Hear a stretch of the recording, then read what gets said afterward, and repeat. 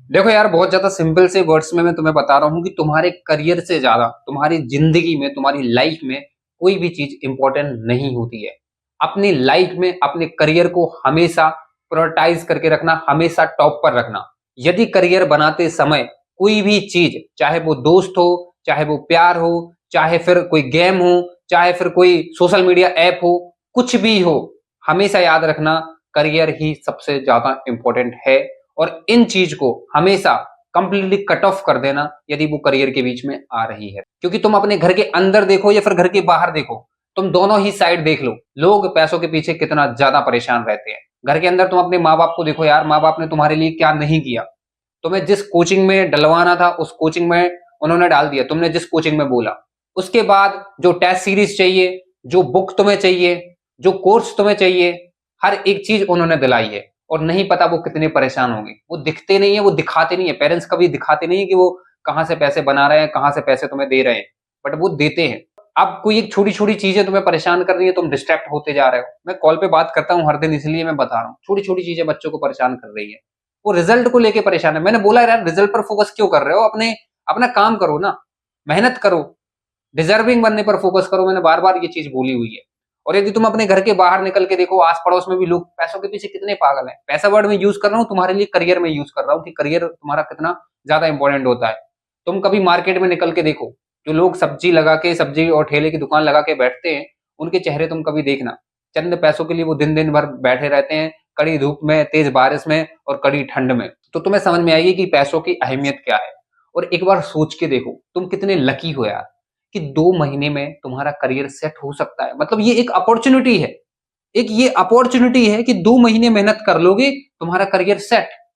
हाँ भाई, आईआईटी और एनआईटीज में यदि अच्छी तुम्हें ब्रांच मिल जाती है, आईआईटीज और एनआईटीज में जाके तुम एक डिसेंट सी मेहनत करते हो, भाई तुम्हारा प्लेसमेंट लग जाएगा, जॉब लग जाएगी।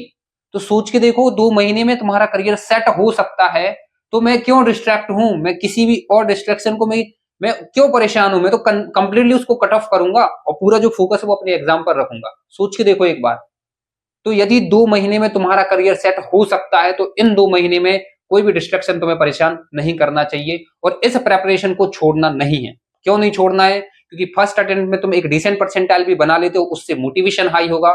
फिर इसके बाद 60 दिन मिलेंगे सेकंड अटेम्प्ट के लिए, वहां पे 99 तुम्हारा आएगा ही आएगा। एंड इसके बाद जे एडवांस के लिए अभी आधा साल बचा हुआ है, तुम डेफिनेटली जे एडवांस भी फोड़ दोगे। और टॉप 7 आईडीज में मैं ज्यादा नहीं कह रहा हूं, एंटर तो तुम हो ही जाओगे। यदि तुम्हें नहीं आ रहा है समझ में, तुम डिमोटिवेट हो जाते हो, ओवर थिंकिंग, प्रोक्रेस्टिनेशन करते हो, मैंने मेंटरशिप निकाल रखा है, बहुत सस्ते में निकाल रखा है, तुम उसको ज्वाइन हो सकते हो।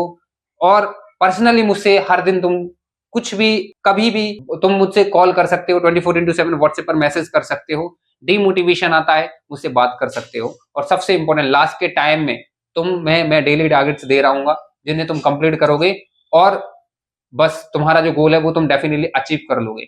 मैं बस ये कह रहा हूं कि तुम पढ़ते जाओ। यदि ये चीज डिस्ट्रैक्शन आ रहा है, तुम्हें नहीं आ रहा समझ में, तो तुम ज्वाइन हो सकते हो। अदरवाइज यूट्यूब पे मोस्ट ऑफ द चीजें हैं, तुम उनको वहां से कर सकते हो। तो रुकना बिल्कुल भी नहीं है। अब बात करते हैं इंपॉर्टेंट चैप्टर्स की। तो सबसे पहले मैं बात करूंगा फिजिक्स की। आपको सारी लिस्ट जो है वो एंडिंग में मिल जाएगी सब्जेक्ट वाइज।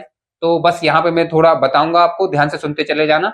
आप लिस्ट की टेंशन मत करना, पहले ध्यान से सुन लेना कि किस ऑर्डर में करना है और कैसे करना है। तो सबसे पहले यदि मैं केमिस्ट्री की मैं बात करूं, तो केमिस्ट्री में जो सबसे ज्यादा जो इंपॉर्टेंट चैप्टर होता है वो जनरल ऑर्गेनिक केमिस्ट्री। इसमें आपका नोमेनक्लेचर, आइसोमेरिज्म, इलेक्ट्रॉनिक इफेक्ट हो जाते हैं। और जो एसिडिक और बेसिक स्ट्रेंथ फाइंड आउट करने का जो ऑर्डर होता है वो आपको करना ही करना है। और जीओसी ऑर्गेनिक केमिस्ट्री का एक फंडामेंटल चैप्टर भी है और स्कोरिंग चैप्टर भी है, तो ये तो आपको करना ही है। इसके बाद ऑर्गेनिक केमिस्ट्री में एक चैप्टर होता है कार्बोनिल कंपाउंड, जिसमें अल्डिहाइड, कीटोन, कार्बोक्सिलिक एसिड वगैरह आप देखते हो। अल्डिहाइड कीटोन में जो कैनिजारो रिएक्शन है, जो अल्डोल कंडेंसेशन वाला जो पोर्शन है, जो कार्बोक्सिलिक एसिड में जो जो एसिड होता है उनको ऑर्डर जो है वो फाइंड आउट करना, कौन सा जो कार्बोक्सिलिक एसिड है वो ज्यादा एसिडिक है, ये फाइंड आउट करना। यहां से क्वेश्चंस आते हैं, आप पीवाईक्यूज उठा के देख लो। मैंने तो सारे पीवाईक्यू सॉल्व किए थे, मुझे पता है।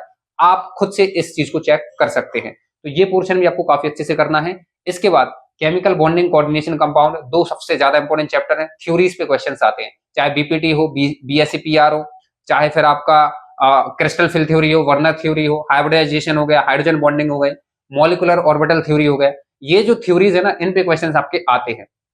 डीएनएफ ब्लॉक हो गया, डीएनएफ ब्लॉक में KMnO4 K2Cr2O7, method of preparation हो गया आपका, केमिकल रिएक्शंस हो गई।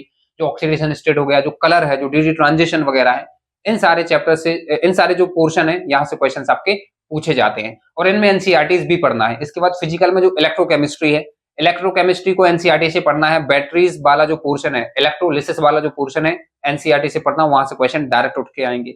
एंड इसके बाद स्ट्रक्चर ऑफ एटम और थर्मोडायनेमिक्स, क्योंकि फिजिक्स में भी कॉमन है और ये स्ट्रक्चर ऑफ एटम एक इजी है, इजी सेक्शन है।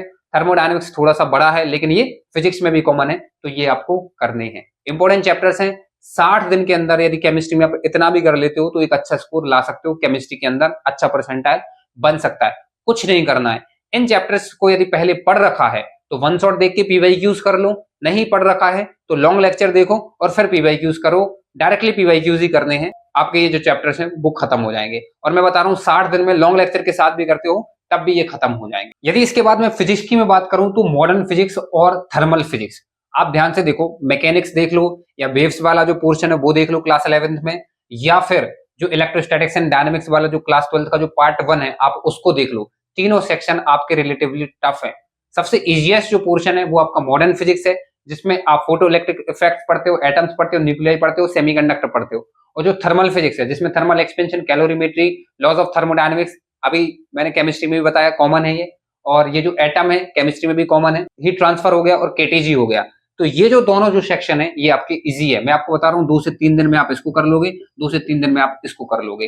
तो ये दोनों सेक्शन कुछ नहीं करना है, वन शॉट देखो, पीवाईक्यूज करो, खत्म। मोर देन सफिशिएंट है पीवाईक्यूज लास्ट 5 से 6 साल के इन दोनों सेक्शन के लिए। अब इसके बाद यदि मैं बात करूं तो इलेक्ट्रोस्टैटिक्स जो है ये थोड़ा सा आपका टफ जाएगा। आप कर सकते हो, इलेक्ट्रोस्टैटिक्स करो, लेकिन इलेक्ट्रोस्टैटिक्स कर लोगे तो ग्रेविटेशन जो है वो आपका आराम से हो जाएगा। 6 से 7 घंटे के अंदर आप ग्रेविटेशन जो है वो खत्म कर लोगे। एंड इसके बाद ऑब्वियसली करंट एंड इलेक्ट्रिसिटी जो है काफी ज्यादा हाई वेटेज चैप्टर है। यदि 2024 की मैं बात करूं तो 49 क्वेश्चंस पूछे गए थे 20 शिफ्ट के अंदर, तो आप ये समझ सकते हो कि ये कितना इंपॉर्टेंट है। इसके बाद अल्टरनेटिव करंट करना है और रे ऑप्टिक्स आपको करना है। तो ये फिजिक्स के चैप्टर्स है, आप वन शॉट देख सकते हो, पीवाईक्यूज करो। टाइम अभी लॉन्ग लेक्चर देखने का भी है इन चैप्टर में, तो आप लॉन्ग लेक्चर देखना चाहते हो क्योंकि आपने यदि नहीं पढ़ा है तो वन शॉट से समझ में नहीं आएगा, तो आप लॉन्ग लेक्चर देखो और फिर पीवाईक्यूज करो, लेकिन रुकना नहीं। तो यदि मैं मैथ्स की मैं बात करूं तो मैं आपको सबसे पहले बता दूं कि यदि आप जेईई 2025 में जेईई मेंस का जो फर्स्ट अटेम्प्ट है केवल 30 मार्क्स यदि मैथ्स में आप स्कोर कर लोगे तो आपके 98 परसेंटाइल मैथ्स के अंदर बन जाएंगे। और 45 से लेके 50 मार्क्स यदि आप स्कोर करते हो तो 99 परसेंटाइल बन जाएगा। क्यों? क्योंकि आप 5 क्वेश्चन मिलेंगे सेक्शन बी में, वो कंपलसरी है और नेगेटिव मार्किंग है और फर्स्ट अटेम्प्ट है, स्कोर करना थोड़ा सा टफ होगा, इसलिए कम मार्क्स पे अच्छा परसेंटाइल बनेगा, specially in the mathematics section. तो केवल 30 मार्क्स पर 98 परसेंटाइल बन जाएगा। अब सबसे पहले एक्सेप्शनली हाई वेटेज चैप्टर की मैं बात करूं तो ज्योमेट्री, कोऑर्डिनेट ज्योमेट्री जो है उसमें सबसे पहला जो चैप्टर है वो है vectors and 3D। Exceptionally high weightage है, ये आपको करना है, पीवाईक्यूज कर लो, मोर देन सफिशिएंट है। 3 क्वेश्चन आपकी शिफ्ट में आएंगे वेक्टर्स एंड 3D से, तीनों क्वेश्चन आप पर बन जाएंगे। इसके बाद जो अलजेब्रा है, अलजेब्रा में आपको सबसे पहले मैट्रिसेस एंड डिटरमिनेंट करना है, इसके बाद सीक्वेंस एंड सीरीज करना है। बाइनोमियल थ्योरम भी आप कर सकते हो, ये भी इंपॉर्टेंट चैप्टर हो जाता है। इसके बाद जो कैलकुलस है, कैलकुलस में आपको भी बताया कि जो सेट्स, रिलेशन एंड फंक्शन है, ये आपका एक फंडामेंटल चैप्टर है, कैलकुलस का बेस होता है, जिसका फंक्शन अच्छा उसका कैलकुलस अच्छा। तो फंक्शन तो आपको करना ही है, सेट्स, रिलेशन एंड फंक्शन, और ये स्कोरिंग भी होता है। पर डिफरेंशियल कैलकुलस में आपको एलसीडी और एओडी करना है, और जो इंटीग्रल कैलकुलस है उसमें आपको डेफिनेट इंटीग्रेशन और डिफरेंशियल इक्वेशन करना है। डेफिनेट इंटीग्रेशन हो सकता है थोड़ा सा टफ जाए तो आपको छोड़ना है, आप छोड़ सकते हो क्योंकि टफ है, बट डिफरेंशियल इक्वेशन आपको करना ही करना है। आप इनमें निशांत बोरा सर के वन शॉट देख सकते हो और फिर डायरेक्टली पीवाईक्यूज कर सकते हो। पीवाईक्यूज डायरेक्टली नहीं बनते हैं तो आप सॉल्विंग सेशन देख सकते हो, आपको सॉल्विंग सेशन की जो प्लेलिस्ट है वो डिस्क्रिप्शन में मिल जाएगी। तो ये जो सारे चैप्टर्स हैं ये इंपॉर्टेंट चैप्टर्स हैं, अभी भी 60 दिन के अंदर आप इनको कर सकते हो, तो इनको करो। आपको बैठना नहीं है, रुकना नहीं है, आप अपनी प्रिपरेशन बिल्कुल जारी रखो। फर्स्ट अटेम्प्ट में रिजल्ट नहीं आएगा, सेकंड अटेम्प्ट में आएगा, बट आएगा जरूर। यदि कुछ भी समझ में नहीं आ रहा है, आपको मुझसे पर्सनली बात करनी है, लिंक डिस्क्रिप्शन में आपको मिल जाएगी मेंटरशिप की, आप वहां से ज्वाइन हो सकते हो। और अभी तक यदि चैनल को सब्सक्राइब नहीं किया है तो कर लेना। Thank you for watching.